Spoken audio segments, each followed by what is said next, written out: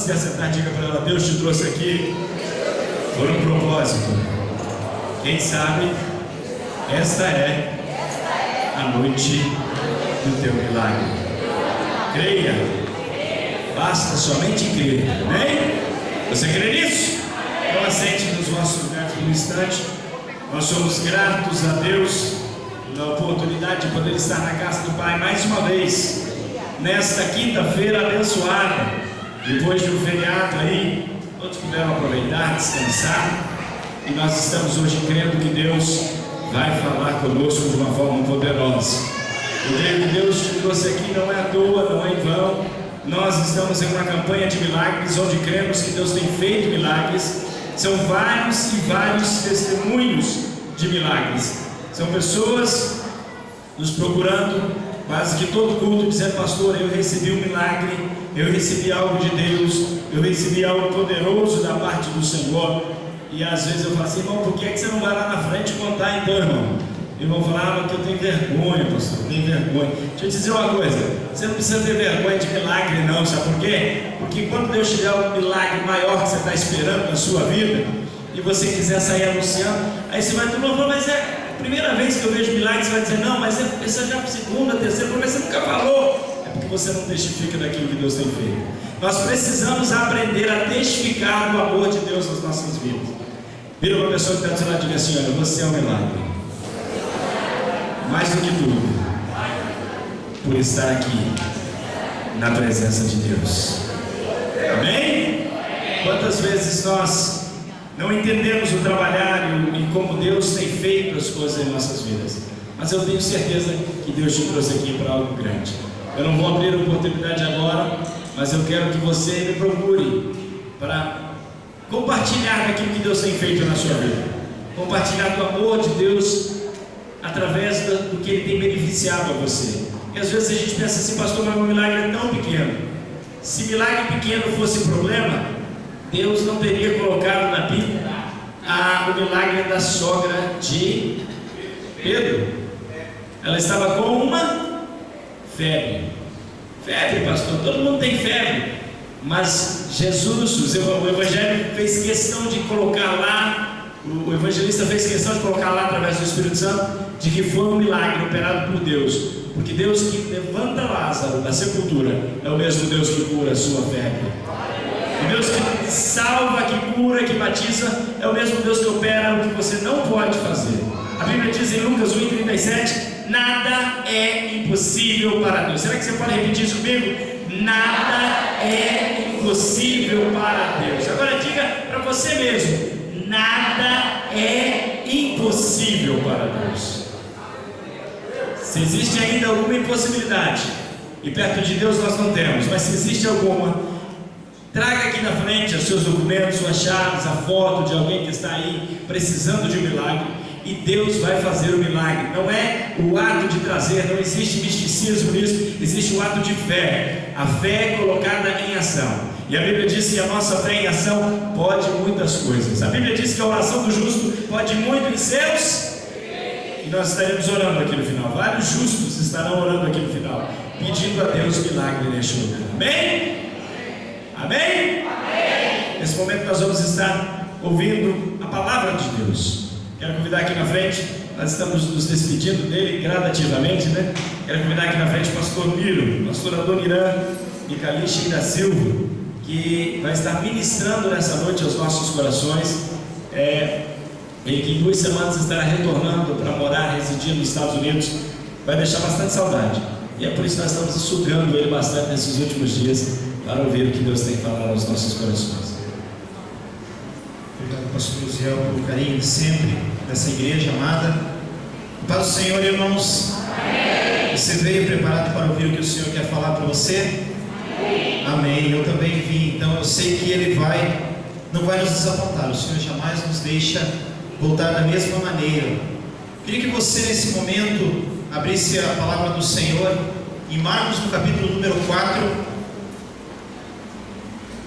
Enquanto você vai abrir aí no Evangelho, segundo escreveu o irmão João Marcos, eu quero ler outra porção da palavra do Senhor. Você não precisa abrir, depois você pode checar Mas enquanto você está abrindo aí, eu só quero dizer que é uma grande alegria para mim, uma grande satisfação em poder estar aqui nessa tribuna. Eu sei a responsabilidade, eu sei a importância, a seriedade disso, e eu só posso louvar a Deus pela misericórdia dele, pois nós somos, diante da glória do Senhor, insignificantes. Amém? Eu quero, antes de ler em Marcos no capítulo 4, eu quero ler aqui Isaías 40 e 27. No final da mensagem você vai entender o porquê, qual o paralelo desse texto com a nossa predicação, com a nossa palavra nesta noite. Diz assim, 40 e 27, Isaías: Por que, pois, dizes, ó Jacó, e falas, ó Israel, o meu caminho está encoberto ao Senhor, e o meu direito passa desapercebido ao meu Deus. Não sabes tu, não ouviste que o eterno Deus, o Senhor, o Criador dos confins da terra, não se cansa, nem se fatiga, não se pode esquadrinhar o seu entendimento, faz forte ao cansado e multiplica as forças ao que não tem nenhum vigor.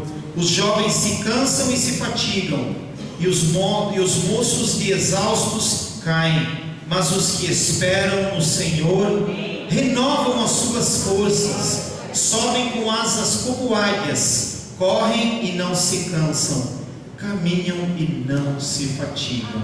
Amém? Agora sim, nós vamos para Marcos no capítulo número 4, e eu vou ler alguns versículos. Quem estava aqui na quarta-feira da vitória ontem? Todo mundo que estava ontem está aqui hoje, parece. Nem todo mundo que está aqui hoje estava ontem, mas quase todo mundo que estava ontem está hoje. Ontem a gente estava em Marcos 5, não é? Hoje nós vamos anteceder, vamos falar um pouquinho do que aconteceu antes de passar o lago. No versículo 35 de Marcos, capítulo 4 e 35 de Marcos, vamos lá? Naquele dia, qual dia? Qual é esse dia naquele dia? Nós vamos falar depois, por isso está falando naquele dia. Sendo já tarde, disse-lhes Jesus: passemos para outra margem. E eles, despedindo a multidão, o levaram assim como estava, no barco, e outros barcos o seguiam. Ora, levantou-se grande temporal de vento, e as ondas se arremessavam contra o barco, de modo que o mesmo já estava a encher-se de água. E Jesus estava na popa, Jesus estava na proa, dormindo sobre o travesseiro. Eles o despertaram e lhe disseram: Mestre, não te importa que pereçamos? E ele, despertando, repreendeu o vento e disse ao mar: Acalma-te, emudece. O vento se aquietou e fez-se grande bonança. Então lhes disse: Por que sois assim tímidos? Como é que não tendes fé? Em outra versão diz: Por que vocês têm tanto medo? E eles, possuídos de grande temor, diziam uns aos outros: Quem é este que até o vento e o mar lhe obedecem? Você não precisa fechar a tua Bíblia, mas fecha os teus olhos nesse momento. Vamos orar ao Senhor, pedir para que Ele esteja no controle nesta noite desse culto. Soberano Deus, estamos pedindo agora, Deus, com humildade diante da tua presença. Senhor, traga a explanação desse texto. Fala, Senhor, da forma que o Senhor quer falar. Espírito Santo de Deus, faz o trabalho que te apraz. Faz aquilo que o Senhor planejou fazer antes de nós sairmos das nossas casas. Esteja na direção desse culto, Senhor, e nós daremos a glória e o louvor a Ti no final, Senhor. Esconde agora o Teu servo atrás da Tua cruz, e que o nome de Jesus seja exaltado nesta noite, bem alto nesse lugar. E todos dizem amém. Amém. Olha que interessante, o princípio do Evangelho de João Marcos, o primeiro capítulo, o primeiro versículo, Marcos já dizia assim: Evangelho de Jesus Cristo, o Filho de Deus. Essa é a mensagem não somente de Marcos, mas também de Mateus, de Lucas e de João. Eles queriam mostrar que Jesus era homem, Ele era Deus encarnado, Ele era um ser humano com dores, alguém que suava, alguém que chorava, alguém que ficava triste, alguém que sentiu dor, alguém que sentiu desamparo, alguém que sofreu a dor da traição, alguém que às vezes entregava os pontos também. Nós vamos falar sobre isso hoje. Mas eles falam que Jesus era o Filho de Deus. E nós vamos falar esse texto 4:35 até o 41, onde Marcos usa essa instância, esse acontecimento, para mostrar a gloriosa deidade de Cristo, o Filho de Deus. Ele era o próprio Deus, o Criador do universo. Ele é o Senhor que está aqui nesta noite e vai falar com nós. Uma das coisas no final do texto, no versículo 41, agora que a gente acabou de ler, os homens se perguntaram: quem é este que até o vento e o mar lhe obedecem? Nada mais justo que responder essa pergunta deles. Em João 1:1, ele diz assim: no princípio era o Verbo. Quem é o Verbo? Quem é a palavra? É Jesus. No princípio era o Verbo, Jesus. E o Verbo, Jesus, estava com Deus. E o Verbo, Jesus, era Deus. Em João 1:3 diz assim: todas as coisas foram feitas por meio ou por intermédio dele, e sem ele nada do que foi feito se fez. O Senhor Jesus criou todas as coisas. Paulo nos diz em Colossenses 1:16: pois nele, em Jesus, foram criadas todas as coisas, no céu e sobre a terra, as visíveis e as invisíveis. Ele vai falando das potestades, tudo que há no âmbito espiritual. Tudo foi criado por meio dele e para ele. Irmãos, eu quero falar um pouquinho do que aconteceu naquele dia que eu falei, já no final do capítulo, naquele dia. Esse é o dia que, capítulo 4, versículo 1, Jesus passa todo aquele dia, desde a manhã, ensinando. Está lá em Marcos capítulo 4, versículo 1, foi um dia longo, foi um dia puxado. Jesus chega para ensinar e a multidão, como de costume, o comprime, a multidão o aperta, Jesus fica sem espaço. E Jesus então, para poder falar com aquele povo, para eles não esmagarem a Jesus, para que houvesse espaço, Jesus vai na proa do barco. Eu acredito que era um barco pequeno, um barco de pescador, provavelmente o barco de Pedro, de Tiago, um dos discípulos. E naquele momento Jesus, ele senta no barco, tira uma distância como de costume da praia, e ali as águas levavam a voz de Jesus, as pedras em volta criavam uma acústica. Eu acredito que Jesus tinha um sistema de sonoplastia mais avançado que o nosso, pastor Ziel, e ali a voz de Jesus se propagava, e como não tinha eletrônicos na época, e o povo conseguia ouvir os ensinamentos do mestre. Jesus passa aquele dia ensinando. Ele fala a parábola do semeador, ele explica das sementes, os diferentes tipos de solos, e a semente que é lançada em boa terra, a semente que é lançada em terra espinhosa.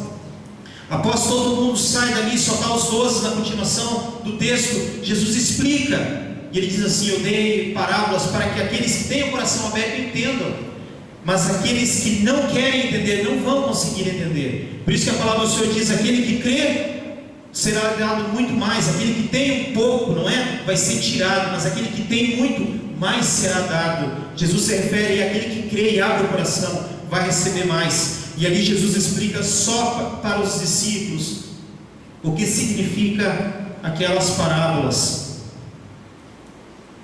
Mais tarde Jesus vai falar a parábola da candeia, ele fala a parábola da mostarda, a parábola da semente, entre outras parábolas.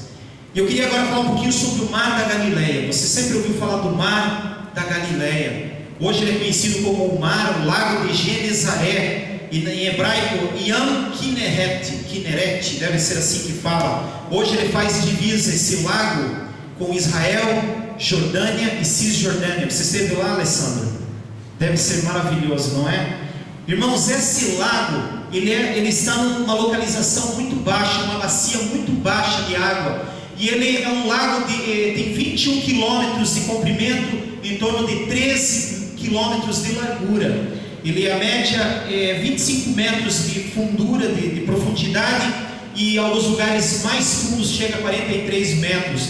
Então é um lago com muita água, e é o ponto de água fresca mais baixo do mundo. Água fresca. O Mar Morto é um pouco mais baixo do nível do mar do que o lago da Galileia, mas o Mar Morto não tem água fresca, por isso que ele é o Mar Morto, não é? Por causa do sal, as pessoas que entram no Mar Morto nem afundam. Mas falando em água fresca, água doce, o lago de Genezaré, o lago da Galileia, que está em pauta aqui, ele é o lago com mais profundidade. Ele está em torno de 200, eu anotei aqui, em torno de 213 metros abaixo do nível do mar.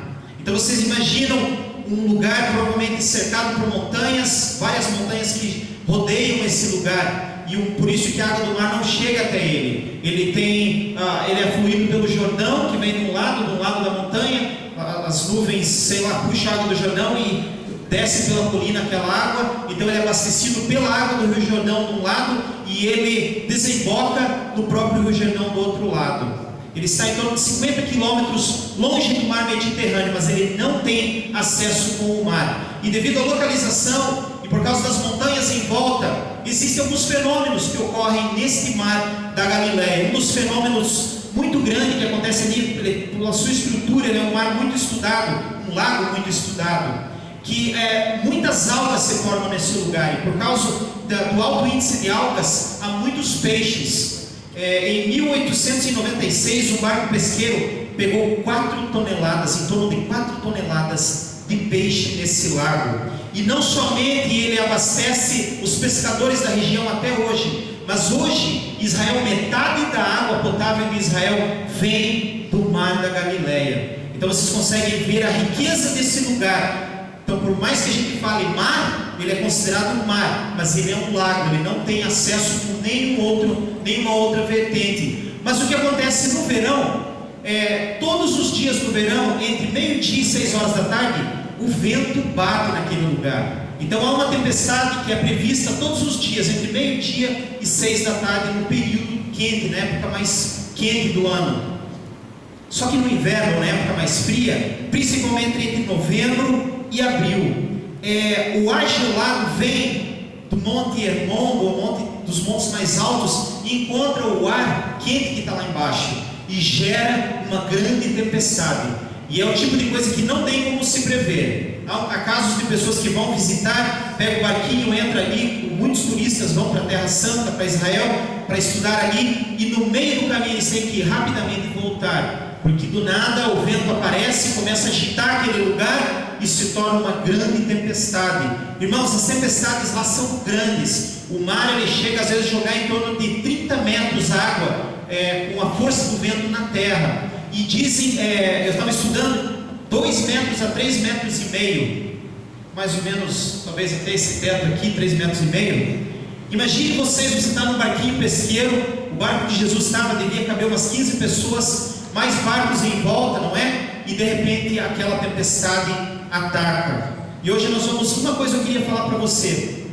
Existem vários tipos de tempestade que atacam a nossa vida. Eu quero fazer um pequeno paralelo com as aflições, com as angústias que a gente enfrenta na nossa vida. E eu quero falar uma coisa para você. Quem sabe você chegou aqui vivendo uma tempestade e você está tentando olhar para trás, achar onde foi que você pecou, aonde foi que você errou, por que o Senhor está te castigando. Não é por causa de um pecado, por causa de uma escolha. E eu quero mostrar para você que existem tempestades que o Senhor está planejando e vai deixar você entrar nela, para que a tua fé seja edificada, para que o nome dele seja exaltado e para que você reconheça o poder desse Deus na sua vida. Amém? Eu acredito que muitos sairão daqui mais tranquilos com as suas tempestades. E por que não acreditar que a sua tempestade pode? Eu acredito que pode sim acabar nesta noite. Quantos creem nisso? Você crê? Olha só, o versículo 35 está nos dizendo que naquele dia, então é nesse dia, Jesus trabalhou o dia inteiro falando. Eu acredito que ele gastava a voz. Vocês viram aqui, eu estou falando um pouco baixo, com a garganta um pouco atacada, tenho que tomar água. Agora imagine, Jesus estava cansado, fatigado. Os irmãos aqui que às vezes trazem a palavra aqui sabem como é cansativo. Você está ministrando, você falando, o teu corpo há um desgaste emocional e também há um desgaste físico, e sem contar o desgaste espiritual. Jesus está o dia inteiro cansado, e Jesus diz assim para os seus discípulos, já quando começa a anoitecer: vamos para o outro lado. E uma coisa que a gente começa a ver, por que eles vão para o outro lado? Jesus sai daquela região como se fosse o noroeste, do lado esquerdo, a parte alta, e Jesus vai para uma outra região chamada Decápolis. Ontem nós falamos aqui de Decápolis, né, pastor Patrick? Daquele homem endemoniado, gadareno, que Jesus encontra ali em Gadara. E uma coisa interessante, dá para pensar que Jesus estava na verdade querendo fugir, porque desse lado onde Jesus estava em Cafarnaum, havia todas as cidades mais populosas. Jesus, eu acredito que não conseguia chegar em nenhum lugar sem ser rodeado, sem ser apertado, sem ser assediado pelas pessoas. Alguns queriam milagres, outros queriam ensinamentos, outros queriam complicar Jesus, fazer perguntas para embaraçá-lo, e outras pessoas ainda queriam simplesmente transformá-lo num príncipe, num governador. Muitos queriam colocar Jesus como rei, não é? E Jesus estava sempre fugindo. Jesus dizia: eu não vim para isso. Jesus fazia milagres para que eles conhecessem o poder de Deus. Jesus expulsava os demônios para dar um testemunho público do poder divino. Mas Jesus não veio com a maior intenção de fazer milagres. Jesus veio para trazer boas novas que hoje eu e você conhecemos. Amém? Então a gente começa a imaginar que Jesus, vamos para o outro lado, vamos a um lugar mais recluso, não é? Lá eu vou ter um pouquinho de sossego, poder descansar, eu estou desgastado. Mas quando a gente chega no capítulo número 5, a gente vê que Jesus não estava fazendo isso. Todas as atitudes de Jesus eram direcionadas pelo Espírito Santo. Jesus vai para Gadara, porque ali haveria, quando ele chega, ele desce o barco, vem ao encontro dele quem? Vem aquele homem gadareno, ou gesareno, aquele demoniado, com em torno de 6.000 demônios nele. E Jesus olha para ele e diz assim: qual é o teu nome? Não é? Aquele homem desesperado que nós falamos ontem aqui na tarde da vitória. E ele olha para Jesus, cheio de demônios, e ele olha para Jesus, e o que ele faz? Desesperado, ele corre para Jesus e o adora. Então a gente começa a ver que Jesus atravessava esse lago não somente para fugir da multidão. Jesus atravessava esse lago porque ele tem um compromisso conosco, ele tem um compromisso com uma alma. Amém? E a Bíblia não relata nenhum milagre de Jesus, porque ele vai até ali, faz aquele milagre, ele sai, e a Bíblia não conta mais quem foi o evangelista daquela ilha, daquela região ali de Decápolis. Quem que foi? O próprio antigo endemoniado se tornou o grande evangelista. Jesus diz assim: ó, você não vai voltar, você não vai fazer parte do meu ministério, você vai ficar aqui e vai abrir o teu, você vai evangelizar os teus. E a Bíblia diz que ele foi por toda Decápolis evangelizando, se tornou o primeiro missionário gentil da Bíblia. Amém? O Senhor faz tudo certo. Agora eu queria que você entrasse comigo, faz em conta que você está lá nesse barquinho. E o que acontece com Jesus? Aqui entra a humanidade de Jesus em pauta. Por mais que nós acreditamos, sim, Jesus é Deus, Ele é o Verbo, Ele estava com Deus, Ele era Deus, mas Ele era homem. A palavra do Senhor diz que quando Jesus vai visitar o seu amigo Lázaro, e ele chega em Betânia e vem a notícia: Lázaro já está morto, já morreu. E Jesus chora. Ali é a primeira vez que Jesus mostra a sua humanidade, a sua preocupação, a sua dor. Quando Jesus está no Getsemane, o que ele diz para Deus?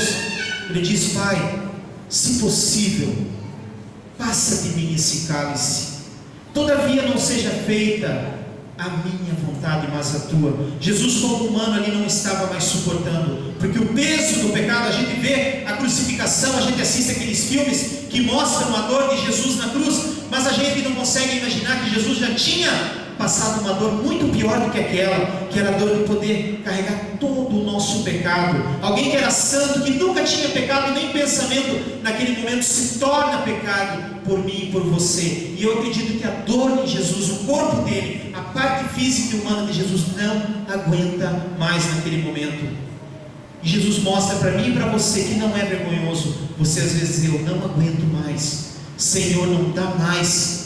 Às vezes as pessoas confundem um verso bíblico que diz assim: Deus não permitirá nós sermos tentados além das nossas forças. E as pessoas entendem: Deus não permitirá a gente ser provado além das nossas forças. Deus jamais vai deixar você ser tentado na questão para pecar, mais do que você pode resistir. Toda tentação para pecado você tem poder de resistir, você pode resistir. Mas muitas das vezes nós vamos ser provados por angústias, por aflições, um pouco mais do que a gente possa suportar. Mas a continuação do verso diz: mas Deus te dará capacitação, não é? O Espírito Santo vai te ajudar. Então naquele momento Jesus, Lucas fala, e Jesus naquele momento adormeceu. Jesus cai no sono. Irmãos, eu vou tomar bastante água hoje, tá? Jesus chorou, Jesus cansou, Jesus suou gotas de sangue. Naquele momento, a parte humana de Jesus, não é? A sua física não suporta mais. Já aconteceu com você de ficar muito tempo sem dormir ou trabalhar o dia inteiro e você está olhando para alguém, igual estou vendo alguns aqui agora, trabalhou bastante hoje, né, irmãos? Eu sei, o sono pega. E o que acontece? Eu nunca esqueço uma vez que eu trabalhava das 6 às 6. Eu pegava 18 horas da tarde, eu trabalhava até 6 da manhã, 5 dias por semana, e às vezes eu fazia o sábado, 12 por 12. E eu saía durante o dia resolver os meus negócios. E eu fiquei uma vez 72 horas sem dormir. 72 horas, mas sem fechar o olho. E o que eu fazia na minha juventude? Eu pegava metade do copo, colocava Coca-Cola. Não faça isso, irmãos, veneno. E colocava outra metade em café. E pegava, fazia aquela mistura, ficava horrível. E tomava aquilo. E ficava o dia inteiro com o zoião de coruja desse tamanho, não dormia. E eu nunca esqueço que eu tinha comprado uma passagem para ir para um grande congresso em Camboriú, Santa Catarina. E eu lembro que eu cheguei em casa do trabalho de manhã e eu olhei assim no relógio, meu Deus, já fazem 70 e poucas horas que eu não durmo. Eu não posso perder meu ônibus, eu tinha 3 horas. E eu falei, eu não vou deitar, porque se eu deitar eu vou pagar. Então o que eu fiz? Eu fiquei sentado. Irmãos, alguma coisa veio de bom botão em mim. Porque quando eu abri meu olho, eu dei uma piscada com o olho, eu estava deitado e eu estava olhando para o beliche de cima, eu morava com meus primos, numa meia água lá em Curitiba. E olha que meia água, né? Você sabe o que é meia água. E aí eu abri o olho e eu, Senhor, tem misericórdia de mim. Eu perdi o ônibus, perdi tudo. Eu olhei no relógio, dito e feito, já deu umas 3 horas. Eu simplesmente apaguei. O nosso corpo não resiste. Eu imagino que naquele momento Jesus simplesmente apagou. E é dessa forma que Lucas coloca: Jesus dorme, Jesus está cansado. E olha que interessante, eu queria que você tirasse um paralelo aqui.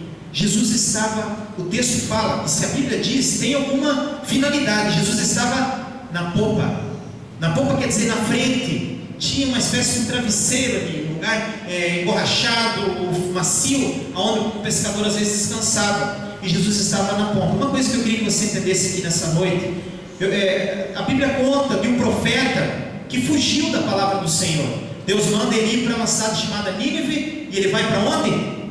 Ele compra a passagem, ele vai na rodoviária, né? E ele compra a passagem para Tarsis. Esse homem desobediente, chamado, alguém sabe o nome dele?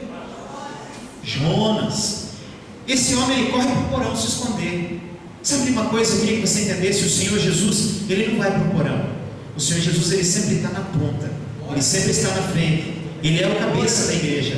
Enquanto o Senhor Jesus, olha, popa, outra palavra, proa, quer dizer púlpito, quer dizer altar, quer dizer frente. Enquanto Jesus estiver na polpa dessa igreja, ela não vai afundar. Amém? O Senhor Jesus, ele foi colocado como cabeça. Nós somos os membros, mas o Senhor Jesus é o cabeça da igreja. É por isso que vem para cá, o barquinho balança, parece que vai afundar, mas não afunda, enquanto Jesus estiver dormindo na polpa. Jesus não precisa correr como Jonas para o buraco, não é? Jesus não precisa correr. Olha, irmãos, meu sotaque está todo bagunçado, muito sotaque diferente. O Steve fala de um jeito, os irmãos aqui, os capixaba falam de outro, aí tem os carioca aqui que fica chiando, não é? Então a gente vai, né? Eu não perdi o meu sotaque, mas às vezes eu me perco nos R's. E olha que interessante, Jonas passou por uma grande tempestade. Por que o mar fica revolto? Por causa da desobediência. Nesse caso não. Olha só, e aqui que eu queria que você entendesse algo. Muitas das vezes você vai passar por tempestade, mas não é porque você está desobedecendo. A tempestade que você às vezes está enfrentando é justamente por estar obedecendo. E eu queria que você lembrasse da sua situação hoje. Quem sabe você está olhando: o Senhor pediu para mim sair daquele trabalho. O Senhor pediu para mim me envolver com essa pessoa. O Senhor pediu para mim falar com essa pessoa. O Senhor pediu para mim entrar nesse trabalho, fazer isso e fazer aquele outro. E agora eu estou vivendo uma tempestade. Será que eu ouvi certo? E o Senhor fala, para alguns casos aqui, sim, você está passando por uma tempestade, justamente pelo fato de você estar me obedecendo. Essa tempestade foi causada, eu sabia dela, e eu pedi para você entrar nela, porque você vai chegar do outro lado com um novo entendimento de quem eu sou na sua vida. Amém? Então nem sempre ache que a tempestade é símbolo de desobediência, apesar que às vezes não é? Então a tempestade vem em obediência, os discípulos em obediência, e o versículo 38, a parte B, olha o que acontece. Mateus, no original, quando ele diz que o mar se levanta e começa aquele fenômeno ocorrer naquele lago, Mateus colocou uma palavra, seísmos megas. Megas, você sabe o que quer dizer? Megas, né? Que quer dizer justamente um grande terremoto, um grande maremoto na água acontece. Imagine vocês, as ondas tão grandes que vêm e batem no barco, e o barco começa a se transbordar, começa a encher, e o barco literalmente começa a afundar. Às vezes na Bíblia a gente lê um texto e a gente começa, igual a história de Daniel, você lê de leões, você pensa que é uns leãozinhos bonitinhos de pelúcia. Irmãos, os leões eram de verdade. Os leões, eles têm os dentes desse tamanho. O leão, quando vê uma presa, um ser humano, ele só dá uma mordida atrás aqui, imobiliza a pessoa e a pessoa morre. Um leão é um animal, não é? E a gente às vezes vai ler a Bíblia e a gente pensa que o leão é aqueles bichinhos de pelúcia. E às vezes a gente vai ler o texto aqui e a gente pensa que o mar, o barquinho ficou assim, igual a lancha, não é? Igual uma lancha quando passa que parece que vai tombar o barquinho. Não, irmãos, era um maremoto, ia matar todos eles. Eles estavam a ponto de ir a pique. Eu acredito que naquele momento o barco já estava praticamente cheio de água. Eles não estavam mais vencendo, jogar água para fora. E aqueles homens ficam aterrorizados pela circunstância. Não foi uma coisa leve. E interessante que na parte 38, na parte deles, dizem assim: Senhor, não te importa que pereçamos? Irmãos, isso não é uma pergunta, isso não é uma interrogação, isso é uma crítica, isso é uma reclamação. Parece, às vezes a gente vai achar que eles estavam fazendo uma pergunta para o Senhor: Senhor, te importa que pereçamos? Não, era uma reclamação, era uma reprovação. Senhor, o Senhor não está nem aí comigo, Senhor. O barco está afundando e o Senhor está aí dormindo. Eu imagino o desespero daqueles homens naquele momento. Muitas das vezes a gente chega diante do Senhor em oração e as palavras não saem, não é? E a gente tem medo até de abrir os lábios, porque se nós abrirmos os lábios, a gente sabe que a gente pode pecar. A gente pode dizer: Senhor, a culpa não é minha, por que o Senhor permitiu entrar nessa situação? Você sabe do que eu estou falando? Quantos aqui já passaram por isso? É aquela pergunta que você faz, é uma pergunta que quando você acaba de fazer, você diz assim: melhor eu não tivesse feito essa pergunta. Naquele momento eles estavam julgando Jesus e acusando o Mestre, acusando o Filho de Deus. Senhor, o Senhor não se preocupa com a gente. E olha o que acontece na continuação. Uma vez eu estava falando sobre isso, acho que foi aqui. Naquele momento eles não fizeram uma reunião, não é? Os 12, eu sei que tinha outros barcos ali, porque eram vários discípulos, não eram só os 12 discípulos que estavam ali, porque a Bíblia diz que tinham outros barcos indo. Eles não fizeram uma comissão, fizeram uma eleição para ver quem ia falar com Jesus ou quem ia acordar Jesus. Vamos lá, quem de nós aqui que vai acordar o Mestre? Mas não escolher esse daqui. Pedro, vai lá você, Pedro, você que é o nosso representante, porta-voz. Aí Pedro vai lá e diz assim: Senhor, desculpe, mandar o sono?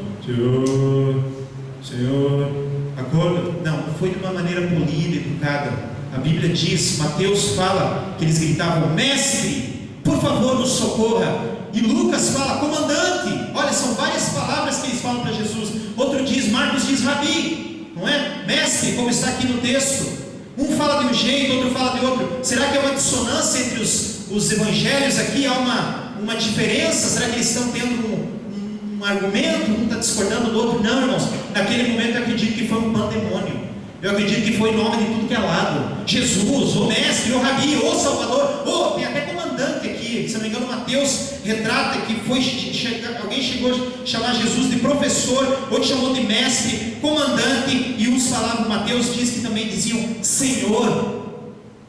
Aqueles homens olham para Jesus e diziam assim: não te importa que pereçamos. Agora imagine Jesus quando desperta do sono. E Jesus olha para aqueles homens. E imagina que Jesus poderia muito bem ter olhado para eles e falado: eu não me importo com vocês? O que vocês estão querendo dizer com isso? Por que você acha que eu deixei a minha glória e vim, me tornei encarnado, me tornei pessoa, nasci numa manjedoura? Por que você acha que eu vim? Porque eu me importo com cada um de vocês. Por que você acha que eu estou com uma cruz? Eu tenho aqui, daqui a alguns anos, eu tenho a cruz para enfrentar. Eu estou indo para lá para morrer. Eu vou me entregar como uma ovelha, vai para o matadouro sem gemer, sem falar uma palavra. Por que vocês acham que eu estou fazendo isso? Porque eu me importo. Por que você você acha que antes da fundação do mundo eu sou o Cordeiro que já se entregou por cada um de vocês? Porque eu me importo. Jesus poderia ter falado: por que você acha que eu estou aqui nessa quinta-feira, aqui na igreja do avivamento, e estou vendo a tua situação? Por que você acha que eu trouxe você aqui nesta noite? Porque eu me importo com cada um de vocês. O Senhor se importa com você.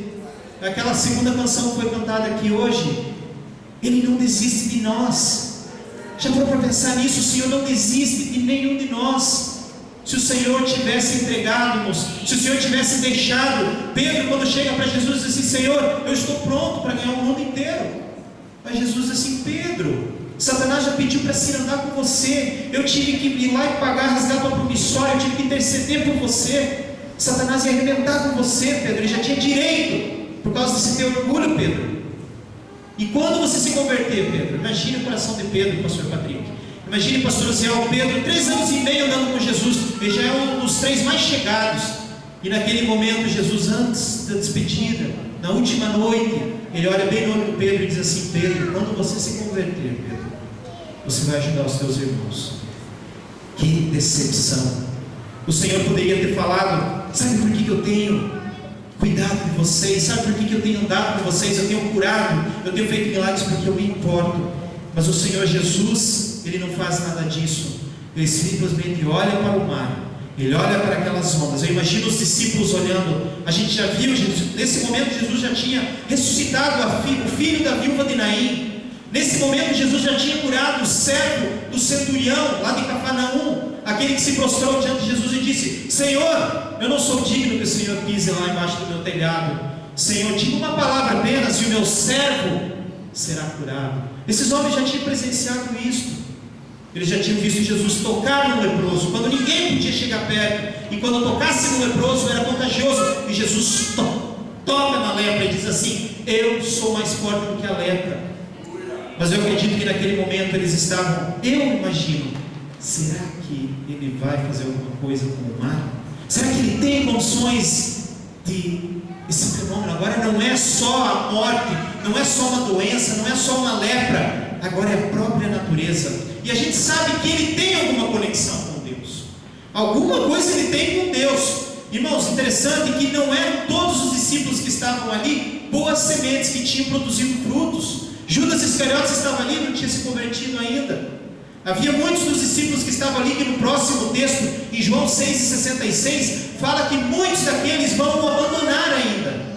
Nem todos os que estavam vendo naquele momento, aquela plateia que estava ali quase morrendo afogado, nem todos eles seriam salvos, nem todos eles seriam aprovados como discípulos, porque mais tarde muitos deles abandonariam o Mestre. Eu acredito que todos estavam olhando com olhos de juízes. Será que vai acontecer alguma coisa? Só que tem um detalhe: eles já tinham clamado, porque não havia mais chance para eles. Era a última esperança, era o último cartucho. E aqui eu quero fazer um outro paralelo. Quantas pessoas que correm para dentro da igreja, porque já tentaram de todas as saídas, já tentaram todas as formas algo, e dizem assim: eu vou ter que apelar e ir na igreja. Já fui em tal lugar, já vi essa pessoa, já liguei para não sei quem, já gastei todo o meu dinheiro com médico, já tentei contratar os melhores advogados, nada contra os advogados, tá, irmão Fábio? Já tentei, a minha causa é impossível, eu acho que eu vou na igreja. E aí quando chega, olha, coloca a última fagulha de esperança em Jesus. Jesus não fala com o mar, porque o mar não tem ouvido. Jesus não conversa com a natureza. A palavra diz que pela sua boca Ele cria o que não existe. E Jesus naquele momento se levanta. O único evangelho que fala assim, na versão internacional diz assim: Ele se levantou. E eu acredito que o Senhor se levanta nesta noite, na sua vida.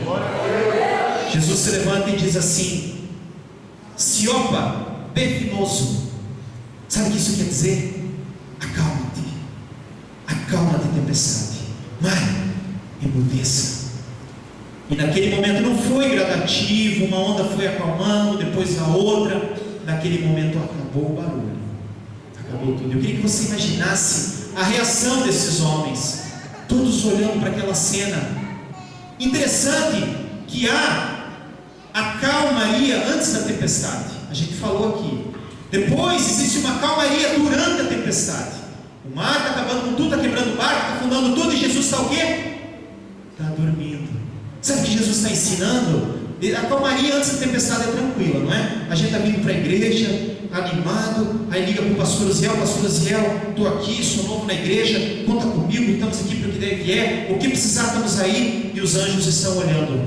Se ele soubesse a tempestade que vai acontecer semana que vem, não é? E às vezes você acorda no outro dia, parece que o mundo caiu, e você diz assim: ontem eu estava tão bem. Aconteceu comigo outro dia, eu estava tão bem, fazendo projetos, eu vou pintar a casa essa semana, comecei a pintar a grade da igreja, estava animado, semana que vem eu acabo, tal, não sei o que, eu fazer isso, fazer aquele outro, está vindo meu parente para cá, vou viajar, não sei para onde, aí veio um mosquitinho desse tamanho, nem vi ele, mordeu minha canela. Irmãos, fiquei 8 dias de cama, 8 dias de cama. Não é? É assim que acontece na vida da gente. Então existe a calmaria antes da tempestade, só que tem aquela calmaria na hora da tempestade.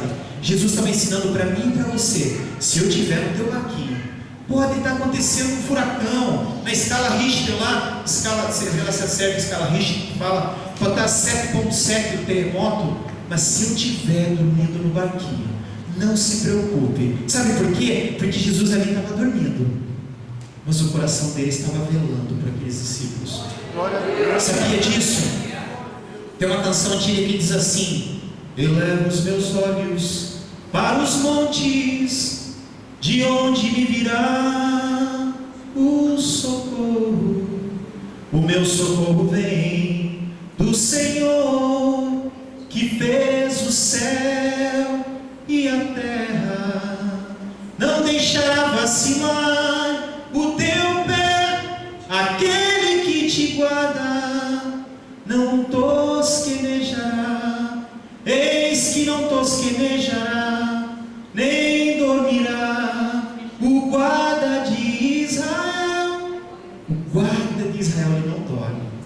O Senhor estava ali dormindo, mas no coração dele. Sabe o que Jesus estava fazendo naquele momento? Eu acredito que Jesus estava recitando Cantares 5:2, quando a sunamita diz assim: enquanto eu dormia, o meu coração velava, o meu coração vigiava.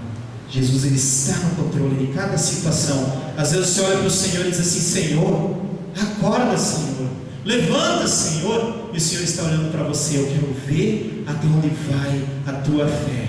Eu quero ver se você vai permanecer ou você vai fazer como os outros, não é? Jesus, quando é assunto aos céus, havia quantos ali? 500, pastor Ziel. E Jesus diz assim: estejam aqui. Quando o Espírito Santo vem, quantos que estavam no cenáculo buscando? 120, não é? Muitos desanimam, muitos desistem, mas o Senhor estava provando a fé daqueles discípulos, amém? É melhor ter Jesus dormindo no barquinho, amém, irmãos? Do que não ter ele e está tudo paz, amém? Olha que interessante, Jesus ordena naquele momento: se opa, perfimoso. E uma simples frase do mestre muda o curso da história. Jesus mostra para todas aquelas pessoas: eu tenho poder sobre a natureza. Da forma como eu venci a morte, da forma como eu venci a lepra, eu também estou mostrando para vocês: se eu criei, eu posso controlar. Se eu criei o mar, eu posso controlar. Aliás, eu criei a madeira também, que foi feito barquinho. Eu criei o céu, eu criei a chuva, e eu criei o cansaço também. Por isso que eu estava dormindo. O Senhor Jesus criou todas as coisas. Ele nunca vai ser pego de surpresa em nenhuma das nossas circunstâncias. Você crê nisso? Amém. Agora, acabou a tempestade.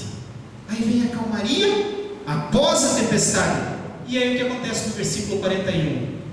Interessante, agora vem a tempestade após a calmaria. Porque olha o que diz: e eles, possuídos de grande temor, está tudo calmo, acalmou o mar, está tranquilo. Eu imagino que até a lua saiu de trás das nuvens, clareou aquela noite, ficou uma paz. Só que os homens naquele momento se tomam de grande temor. Sabe que temor é esse? É o temor que Ezequiel teve quando viu o Senhor. Esse temor é aquele que Isaías teve quando teve uma visão e viu o Senhor assentado num trono, e ele diz assim: ai de mim que sou pecador, um homem de impuros Esse é o temor que caiu sobre Moisés quando o Senhor passa na fenda, ele fica ali estendido como morto. Esse temor que se apoderou deles. O que? Nós estamos aqui no barquinho com o próprio Deus, e nós estávamos blasfemando, nós estávamos pecando, nós estávamos duvidando. E é isso que eu queria, esse temor que tem que tomar conta de nossas vidas. Saber que a gente veio aqui em busca sim de um milagre, e que o Senhor está o tempo inteiro no barquinho, e você reclama, não é? Reclama para os amigos, reclama para os outros, reclama no telefone, reclama até no Facebook, dizendo que o Senhor te abandonou, que todo mundo te deixou de lado, que você não tem mais valor para ninguém. E o Senhor está olhando para você e dizendo: por que você está falando isso? Se eu estou aqui dormindo, eu estou velando por você. Será que você consegue entender isso? Mesmo em meio àquela paz que toma conta do ambiente, agora eles são tomados de um grande temor, e o temor do Senhor que toma sobre eles. Eu queria que vocês colocassem em pé nesse momento, estivesse orando.